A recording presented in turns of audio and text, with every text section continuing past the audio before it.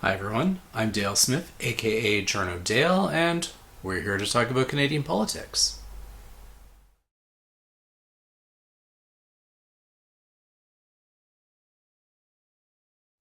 The discourse around the wildfires this year has been a little different than it has in the last couple of years, and I kind of wanted to poke into that a little bit because it's kind of fascinating in its own right. Now, for years, people on the right wing of the spectrum have tried to deny that any of this is related to climate change. And over the last 2 or 3 years, there's been a lot of stuff about climate arsonists, and that these fires are being set deliberately to try and embarrass people into thinking that it's climate change and so on. And there was all this stuff about trying to, they need to step up enforcement to catch these arsonists. And Danielle Smith made a whole thing about it and everything. And then this year, that's kind of changed, partially because Trump is now threatening tariffs on Canada because of these fires, and we're apparently not doing enough. And there's the whole memes about raking the forests based on what he was trying to say about the California fires last year, and in his misapprehensions about what happens in certain Nordic countries. But that discourse has leaked through here in Canada as well. We have people who insist that we should be raking our forests, even though most of the boreal forests in this country are places where there's no human habitation or no all-season roads that go through them or anything like that. But now we're seeing a bunch of right-wing commentators, not the least of which includes Jason Kenney, saying things like, oh, these are just natural. The forests always used to burn like this. This smoke is nothing to be concerned with. This is just the cycle of things, and it's not climate change, no siree. But that's also wrong. And it's one of these things where people take little bits of facts and then ignore the context around them, or the things that make these fires different from forest fires in previous decades.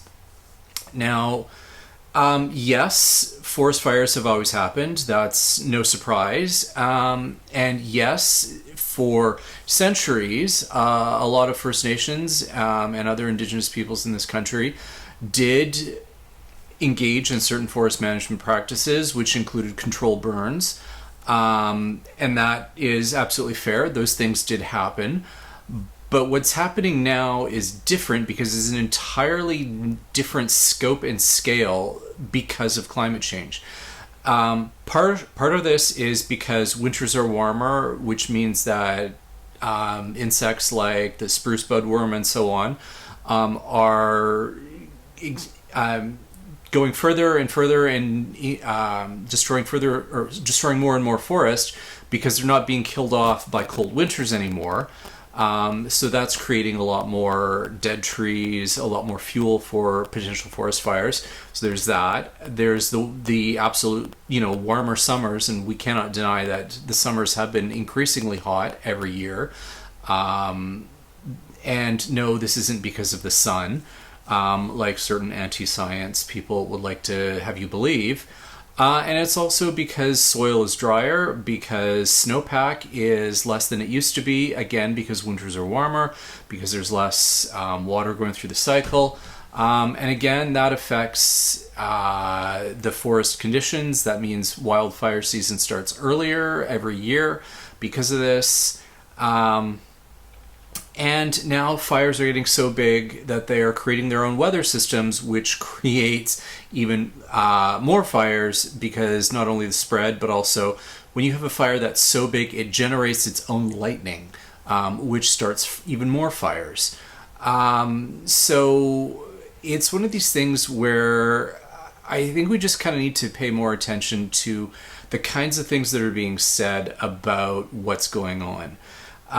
Yes, there's a certain amount of ridiculousness, particularly from the Americans, who want to take absolutely no responsibility for the emissions of theirs that caused the situation that we're in, and which We could get into a whole thing about cross-border pricing around pollution and so on, and carbon border adjustments if we really wanted to.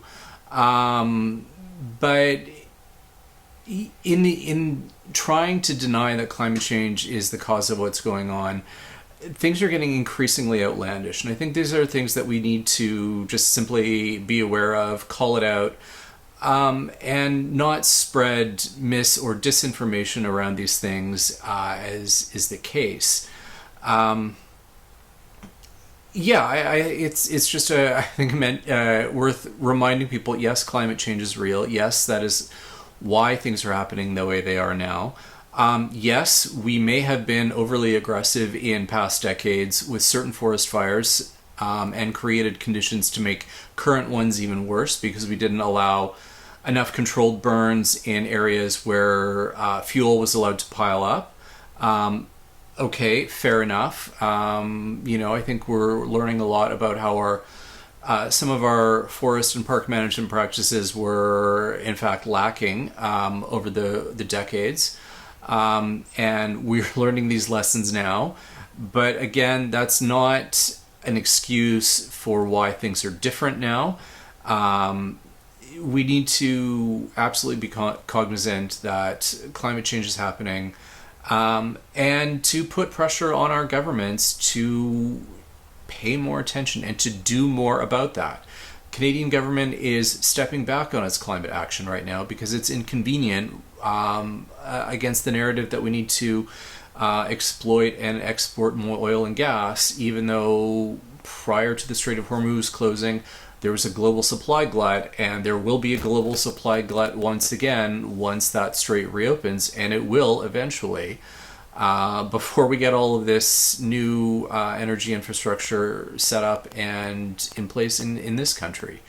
So, and also, as I've written about in columns recently, that Mark Carney has so reduced climate action as to be absolutely meaningless in certain areas like the supposed Pathways project,